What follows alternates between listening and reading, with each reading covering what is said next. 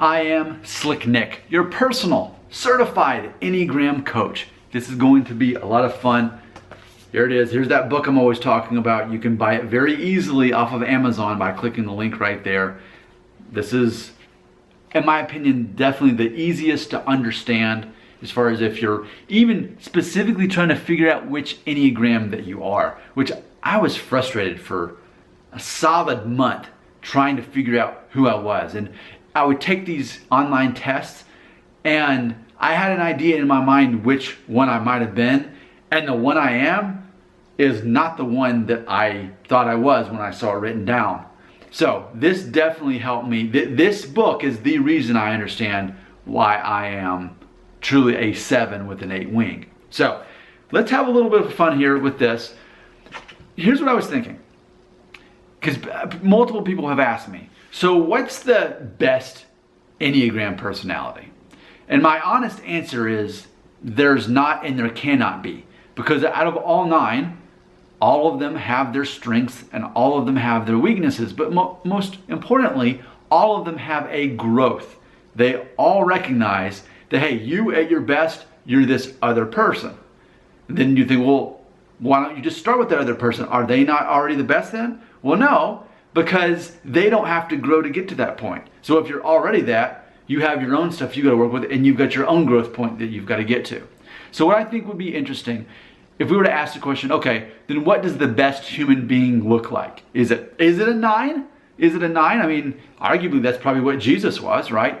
The peacemaker, someone who can become sort of that chameleon and be able to relate to other people and avoid conflict. But no, 9s have their own issues like we all do. So what I'm going to do is go through all 9, and we're going to look at them at their growth and get a good idea. If we're going to collect all of these, and all of us could be a better version of all 9, then I'd say that's the best version of being a human being. So let's get to it. We're going to look at the growth for each. So let's obviously start with number 1, the reformer, or as I call the perfectionist. This is a person who ultimately, what is their growth is to become more of a 7, which is actually what I am. But basically, for a reformer, they tend to be more rigid, rules, caught up in things being very rigid. So naturally, what's the best thing for them to do? Become less rigid. I actually was just talking to someone this morning about this, and they were asking, well, what's my growth? I said, you need to be more like me. You need to travel more, go on more vacations, do more fun stuff. You need to balance out the rigid. So, as we're collecting this perfect human experience here, okay, because all of us have a little bit of perfectionist in us. All of us do. All of us can be a bit too black and white, cut and dry. So when we catch ourselves in that, what should we do? Take a break. Go take a hike. Have some fun. Go on a trip. Do something fun to balance out how rigid you are. So all of us can do that, because all of us are at least a little bit, number 1. Number 2, the helper, which is the person who serves others, almost as if to say, do you love me, world? Let me serve you so that I can sort of earn your love. That's kind of the concept of number 2. So what do 2s need to do? Well, they need to ultimately acknowledge their own needs. And it takes humility to do that. So if you're a 2, you've got to actually become more humble and thinking, and I know it sounds counterproductive. It's like, well, if you're always helping other people, it seems like no, to truly become humble means that you recognize that you yourself need help. You can't just help everybody else. You need to focus on yourself instead of only helping others.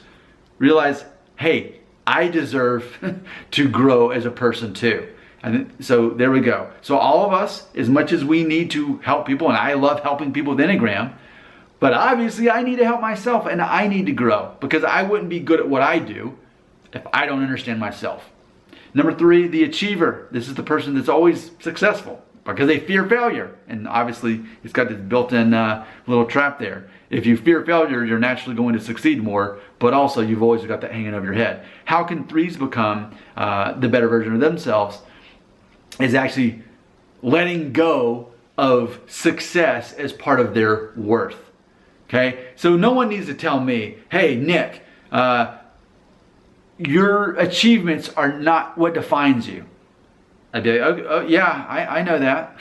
But for a 3, it's hard for them to do that because to them, their identity is what they achieve and what they're able to accomplish. So for a 3, they have to let go of that part of their identity that says what you succeed in determines who you are as a person. But to be fair, all of us have that part. We have those things that we're good at. And when we fail at those or are not successful or quite reach our own expectations, it can be hard to let go of that, thinking that doesn't have to be part of our identity. So that we can all grow from that. Number 4, the originalist. This is a person who's very expressive, very creative. They also tend to be very successful in what they do. My son's a 4. I know 4s very well. But ultimately, they're very in touch with their negative emotions because they don't feel special. So if they don't feel special enough, they can, get sad, get depressed. They very much turn inward. So what they have to realize is that they're not flawed more than others. So again, we can all learn from this. We can all learn that we're not as flawed as everybody else. Everybody's flawed. Nobody's perfect. And we can recognize in the same way, I know I'm not perfect. I know that in the grand scheme of things, I'm not worse than anyone else. I'm just different than everybody else. And I can recognize that I have my own strengths and weaknesses. So it's not that I'm more flawed than others. I am flawed like everybody else. We can all learn from that. Number 5, the observer, the intellectual, the person who's analytical and typically more introverted, not always. Well, how can they grow?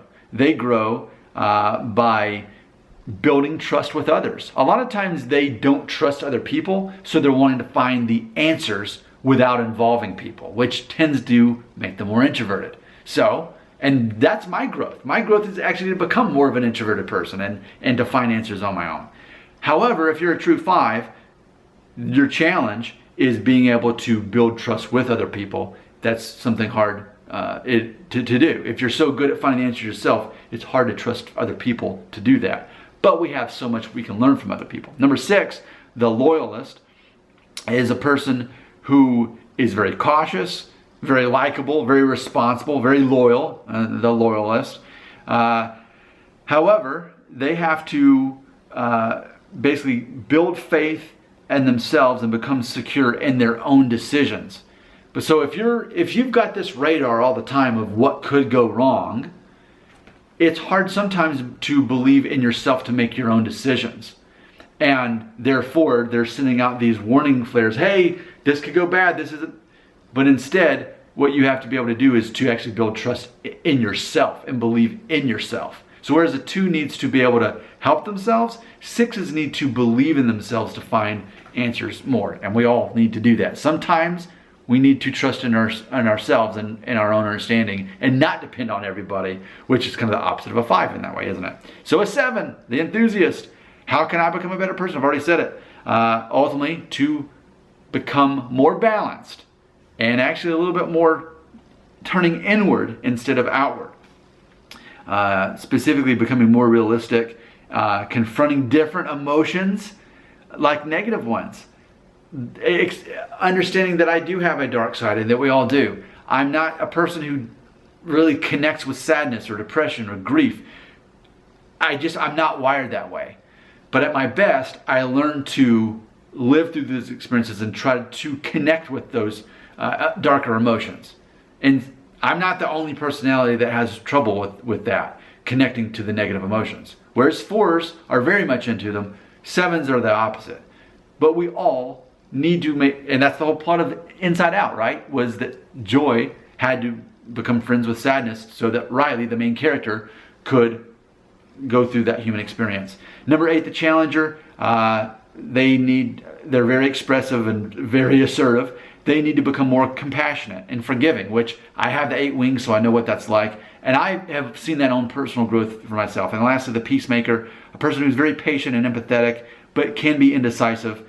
For them, their growth is becoming more goal-oriented and ultimately addressing their resentment and anger issues, which I have as well. There you go. Put all that in a blender. That's the perfect human being, and we all can strive to all become closer to that. Your comments belong right here.